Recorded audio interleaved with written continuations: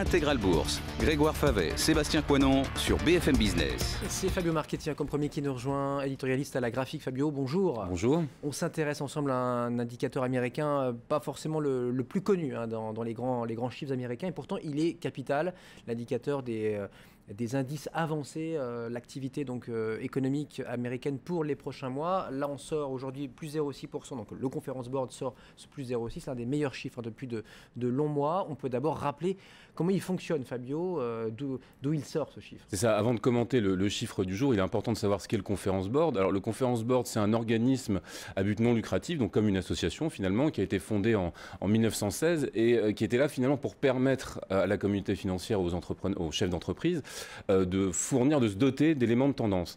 Alors son principal indicateur avancé, qui s'appelle l'indicateur avancé du Conference Board, agrège en fait 10 statistiques qui sont à la fois d'ordre macroéconomique, mais qui sont toutes prospectives, puisque ça regroupe la demande d'allocation chômage, les carnets de commandes dans l'industrie, les confiances des ménages. Donc ce ne sont que des indicateurs prospectifs et d'autres indicateurs aussi prospectifs, mais de nature un petit peu plus boursière, que sont le S&P 500, donc qui lui anticipe les mouvements, les fluctuations économiques, le spread entre le taux à 10 ans américain et le taux des Fed Funds, donc le taux au jour le jour, et des anticipations sur le marché du crédit.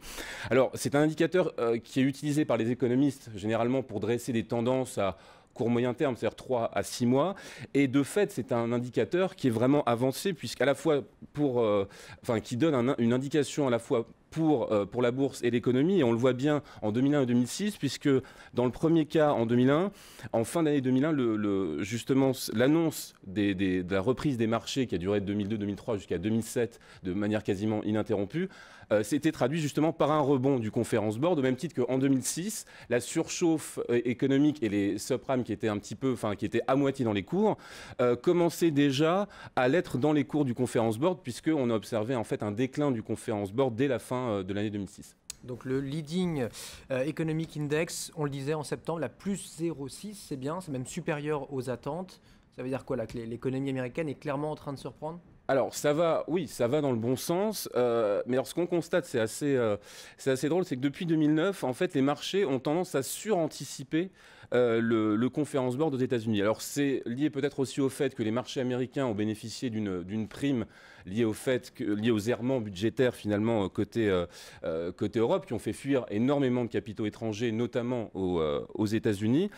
Et on peut se dire qu'aujourd'hui, cette cote a un prix, puisque le S&P aujourd'hui se paie 16 fois les bénéfices, après avoir monté de 16,5% depuis le début de l'année, alors qu'on est plutôt sur une hausse de 11% sur l'Eurostoxx 50, pour des niveaux de PER à 12 à peu près. Donc cette prime est justifiée par l'indicateur qui est sorti aujourd'hui. Seulement, plus on avance et plus les risques de déception sont importants, puisqu'on a un autre indicateur qui s'appelle le taux de surprise, qui est édité par Citigroup, et qui montre une explosion de ce taux en l'espace de 2 mois, et qui montre donc que les investisseurs, la communauté financière est de plus en plus agréablement surpris, surtout sur les données macro, puisque c'est un indicateur de surprise pour les données macro, mais ce qui veut aussi peut-être dire que le risque de déception peut faire fortement corriger le marché à la baisse. Donc, et si tel était le cas, on pourrait peut-être se dire que ça pourrait enfin profiter aux marchés européens qui, eux, ont pour le coup pricé énormément de mauvaises nouvelles pour le moment. Merci Fabio Marchetti, donc le rendez-vous, la graphique tous les jeudis sur BFM Business autour de 16h15.